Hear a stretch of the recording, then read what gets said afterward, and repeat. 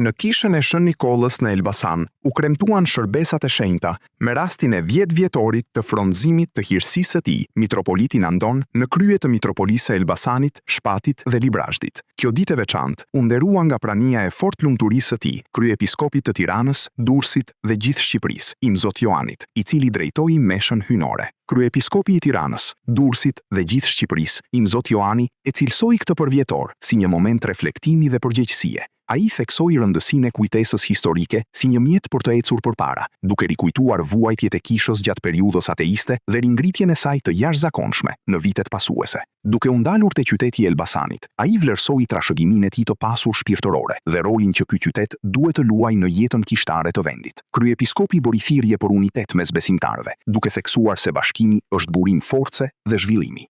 Elbasani duhet të qëndrojë në ballë të krishterimit në Shqipëri, jo vetëm nga traditat e mëdha, po dhe nga pjesëmarrja e madhe e ortodoksëve në këtë qytet, të cilët duke u bashkuar së bashku do jenë një forcë shumë e madhe. Dhe Kisha Ortodokse është një bekim për vendin tonë dhe për çdo qytet, sepse është një kishë që predikon gjithmonë dashurinë, mirëkuptimin, respektin për çdo njeri, kushdo qoftë ai. Ne mundohemi të kemi respekt dhe për njerëzit që na sulmojnë, sepse besojmë që çdo njeri pa përjashtim është krijuar sipas ikonës Perëndis.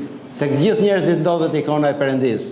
Dhe Kisha na mëson që të jemi të aftë për të parë pikërisht këtë ikonë tek njerëzit. E mos të shohim shtrëmbrimet ose inatet e ndryshme që mund të ketë ai njeri. Çdo njeri është i vlefshëm në sytë e Perëndis. E ky është një mësim i jashtëzakonshëm. Nëse ky mësim përhapet, do ketë paqe ndërmjet njerëzve. Paqe kudo, sepse paqja është prishur. Paqja nuk bëhet nga jashtë, bëhet nga brenda.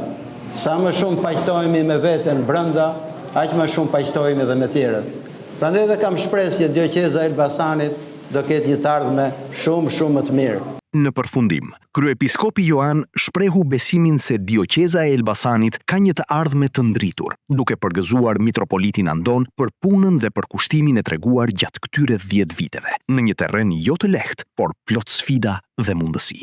Në fjalën e tij, mitropoliti Andon shprehu mirënjohjen e thellë për praninë e kryepiskopit Joan, duke e cilësuar atë si një bekim të veçantë për këtë përvjetor.